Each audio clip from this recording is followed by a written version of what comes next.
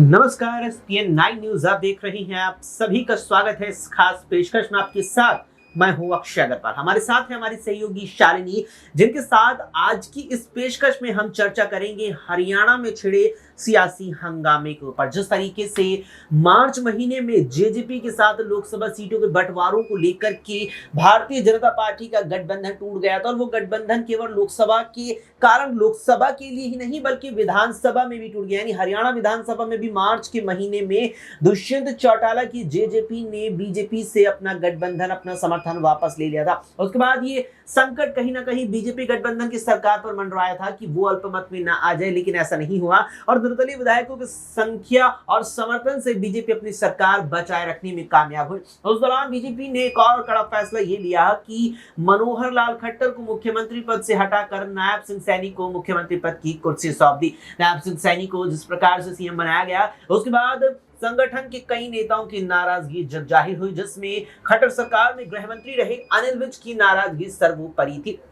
अनिल विज की नाराजगी का यहाँ पर कारण ये था कि 2014 के हरियाणा विधानसभा चुनावों में भारतीय जनता पार्टी ने पहली बार पूर्ण बहुमत हासिल किया था, और उस वक्त अनिल विज मुख्यमंत्री पद के प्रबल दावेदार भी थे। लेकिन बीजेपी आलाकमान ने उस वक्त भी विज को दरकिनार कर मनोहर लाल खट्टर को सीएम की कुर्सी सौंपी थी। और फिर जब इस साल के मार्च महीने में खट्टर को एक प्रकार से रिटायरमेंट देकर सीएम पद से हटाया गया, तो वरिष्ठता के आधार पर अनिल विज ही प्रबल दावेदार नजर आ रहे थे। लेकिन और एक बार फिर आलाकमान ने दरकिनार किया और नायब सिंह सैनी को मुख्यमंत्री की कुर्सी सौंप दी। अनिल विज की नाराजगी का आलम यह था कि जिस मीटिंग में बीजेपी की सैनी के रूप में नए मुख्यमंत्री के नाम का ऐलान हुआ, उस मीटिंग को अनिल विज बीच में ही छोड़कर अपनी निजी वाहन से अंबाला स्थित अपने आवास आ गए। इसके बाद नए मुख्यमंत्री के शपथ ग्रहण समारोह में भी शामिल नहीं हुए, साथ ही नायब सिंह सैनी के मंत्रिमंडल विस्तार में भी वो शिरकत करने नहीं पहुंचे। ऐसे में विज को लेकर ये तमाम तरीके से कयास लगाए जा रहे हैं तब से ही कि वो बीजेपी का साथ छोड़ सकते हैं। हालांकि 2 महीने से ऊपर इस सियासी घटनाक्रम को हो चुके हैं और अब तक भी अनिल विज ने ऐसा कुछ भी नहीं किया। इस बीच बड़ा झटका बीजेपी को एक बार फिर लगता है बीती 7 मई को, जब देश की लोकसभा के चल रहे आम चुनावों के तीसरे चरण का मतदान पूरा ही होता है। शाम को 3 निर्दलीय विधायक हरियाणा विधानसभा से भारतीय जनता पार्टी से अपना समर्थन वापस लेकर कांग्रेस को समर्थन दे देते हैं, और कांग्रेस फिर दावा करती है कि अब भाजपा गठबंधन अल्पमत में है। अब अल्पमत में है या नहीं, ये तो कुछ वक्त बाद पता चल जाएगा। लेकिन इस पूरे सियासी हंगामे पर जो कुछ सवाल यहाँ उठ रहे हैं, उन तमाम सवालों पर बात करेंगे हमारी सहयोगी शालिनी के साथ। शालिनी, पहला सवाल मेरा ये रहेगा कि जो ये पूरा हंगामा मचा हुआ है हरियाणा में, इसमें अनिल विज कहीं ना कहीं विषय बने हुए, अनिल विज चर्चा का केंद्र बने हुए हैं। क्या अनिल विज को लेकर जो ये बात कही जा रही है कि बीजेपी छोड़ सकते हैं, क्या इस बात में दम लगता है और कितना यहाँ ये बात सच नजर आ रही है? देखिए अक्षय, जिस प्रकार से बीजेपी ने अनिल विज को दरकिनार कर दिया है, पहले 2014 की आपने बात छेड़ी, तो पहले भी देखा गया था कि पहले भी उन्हें मौका नहीं दिया गया, तो उन्हें ऐसा लग रहा था कि आने वाले समय में उन्हें मौका मिलेगा और कहीं ना कहीं वो सीएम की जो गद्दी है उस पर विराजमान होंगे। लेकिन जिस प्रकार से इस बार उनका फिर से एक बार उन्हें दरकिनार कर दिया गया और नायब सिंह सैनी को गद्दी पर बिठा दिया गया, तो ऐसे में लगातार हर कोई ये कयास लगाता हुआ दिखाई दे रहा है कि क्या अनिल विज बीजेपी छोड़ सकते हैं, क्या उनकी नाराजगी बीजेपी को लेकर इतनी ज्यादा बढ़ जाएगी कि वो बीजेपी को छोड़कर अपना अलग गठबंधन बना सकते हैं, या कहीं ना कहीं कांग्रेस को सीधा समर्थन कर सकते हैं।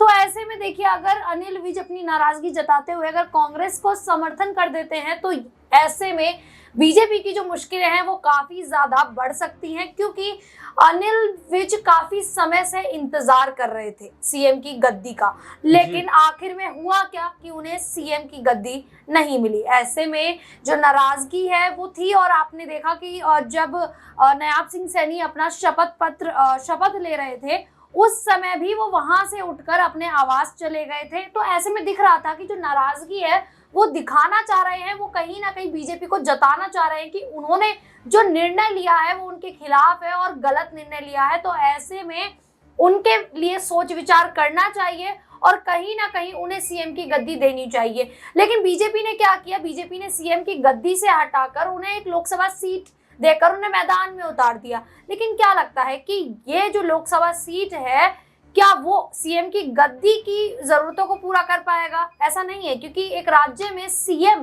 का जो अगर बात करें कि जो सीएम होता है, जो सीएम का पद होता है, वो एक महत्वपूर्ण पद माना जाता है एक राज्य में। तो ऐसे में सीएम की गद्दी छीन लेना तो अनिल विज की नाराजगी है, लेकिन कहीं ना कहीं उन्होंने अपने बयान में साफ जाहिर कर दिया कि मैं बीजेपी के लिए अनंत में हूं और मैं बीजेपी को मरते दम तक नहीं छोड़ूंगा। बिल्कुल, यहाँ हमेशा बीजेपी के साथ रहूंगा, कभी नहीं छोड़ूंगा। ऐसे में शालिनी आपने इस बात का भी जिक्र किया कि जो फैसला बीजेपी आला कमान ने लिया उससे अनिल विज नाराज थे, लेकिन जो ये फैसला लिया उसके बाद, यानी कि फैसला ये कि नायब सिंह सैनी को मुख्यमंत्री बनाया, वो मुख्यमंत्री अब हैं, उन्हें लेकर के अब ये बात देखने को मिल रही है कि जो अल्पमत की स्थिति हरियाणा में जो विधायकों के समर्थन के साथ आ गई है भारतीय जनता पार्टी की, उसमें नजर ये आ रहा है कि जो मौजूदा हरियाणा विधानसभा का कार्यकाल है 5 साल का, 2019 के जो आखिर से शुरू होकर इस साल के आखिर तक चलना है, इस कार्यकाल को नायब सिंह सैनी पूरा नहीं कर पाएंगे, अल्पमत की सरकार गिर जाएगी। कांग्रेस से लगातार दावा कर रहे हैं, कितना दम इस दावे में नजर आ रहा है? देखिए, अभी जिस प्रकार से हरियाणा में हालात बने हुए हैं अक्षय, उस प्रकार से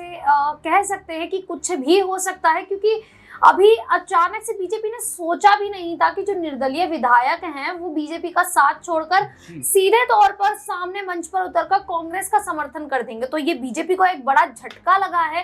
तो ये हम अभी कयास ही लगाए जा सकते हैं कि बीजेपी जो है वो अल्पमत में आ सकती है या नहीं, क्योंकि बाकी की जो 3 निर्दलीय विधायक हैं वो भी बीजेपी के साथ हैं।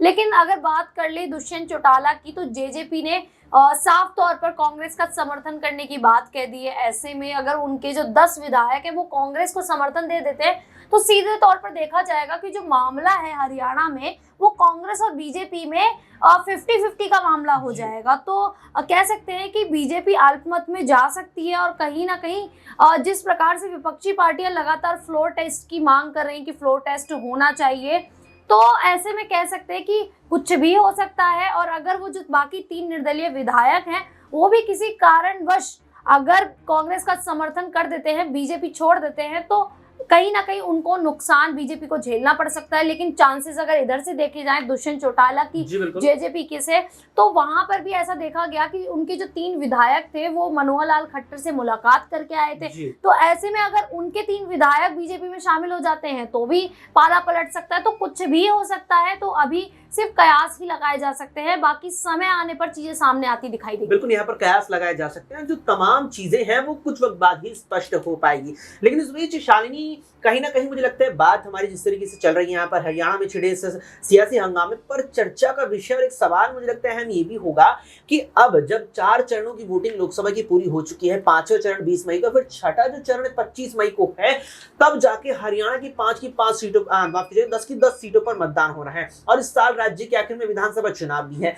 अगर हम यहाँ पर गौर करें तो जो किसान आंदोलन दिल्ली में हुआ था 2021-22 में, उस किसान आंदोलन का फर्क हरियाणा पे देखने को मिला था। उस किसान आंदोलन में जो भागीदारी शिरकत करने किसान पहुंचे थे उसमें हरियाणा के भी बहुत किसान थे और कहीं ना कहीं कृषि प्रधान राज्य हरियाणा है। ऐसे में किसान आंदोलन, फिर ब्रजभूषण शरण सिंह जो कैसरगंज से बीजेपी के सांसद हैं, उन पर जो महिला पहलवानों ने यौन उत्पीड़न के गंभीर आरोप लगाए, ऐसे जो तमाम मुद्दे हैं, क्या इन मुद्दों के चलते जो अब 10 लोकसभा सीटों पर हरियाणा की जनता अपना मतदान डालेगी और इस साल आखिर में विधानसभा में वोटिंग करेगी, क्या वहां बीजेपी को नुकसान हो सकता है? अक्षय, ये बात इस बार साफ तय हो चुकी है कि इस बार बीजेपी जिस प्रकार से 10 लोकसभा सीटें पहले वो जीती थी, तो ऐसे में इस बार ऐसा नहीं होने वाला है, क्योंकि किसान नाराज है बीजेपी से।